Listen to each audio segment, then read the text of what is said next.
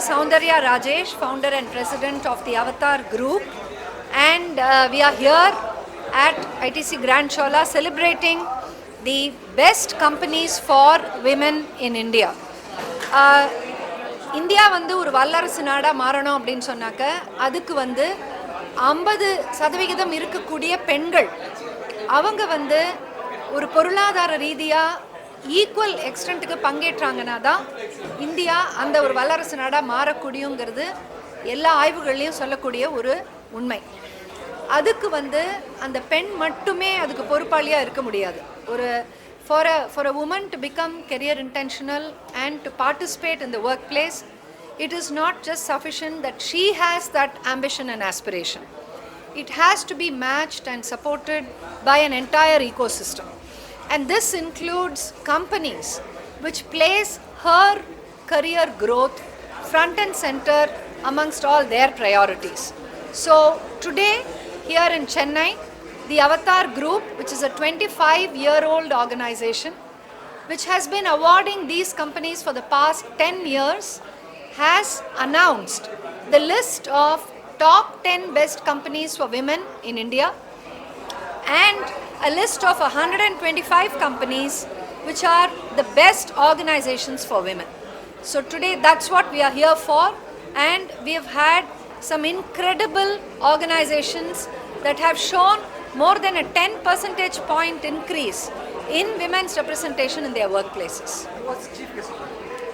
Dr. Tamazhachi Thangapandiyan, MP of South Chennai constituency, was the chief guest today, and she was able to provide a very wonderful view on what empowering of women actually means, especially women who are in the workplace.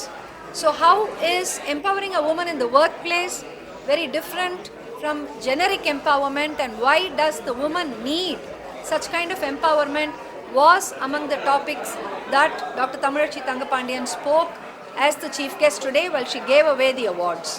What companies selected, madam?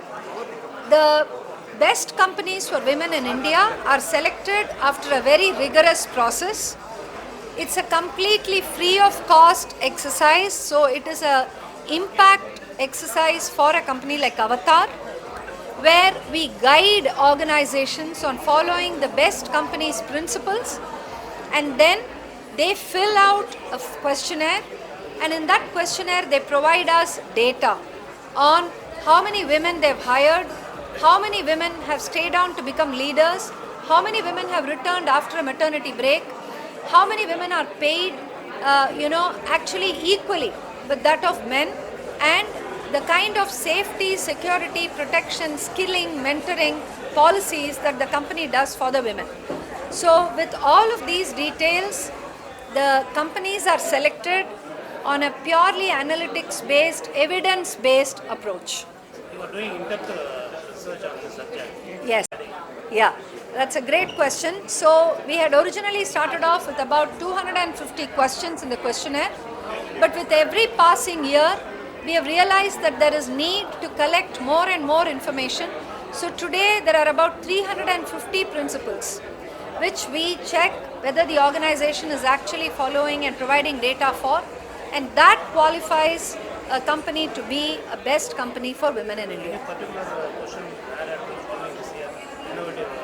Yes. So if you look at what got added this year, which has evidence of last year, it was the extent to which global policies or global influences have impacted a company's pursuit of gender inclusion.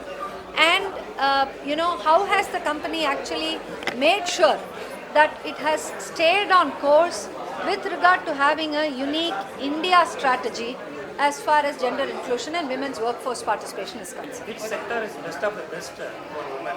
Yes. So the technology sector and the professional services sector. These are two sectors where you have the maximum number of best companies, and these are two sectors where the percentage of women's representation is very, very high. So we are talking about something between the range of about 35 to 45% of women are present in these companies in sectors like technology and like professional services and in BFSI.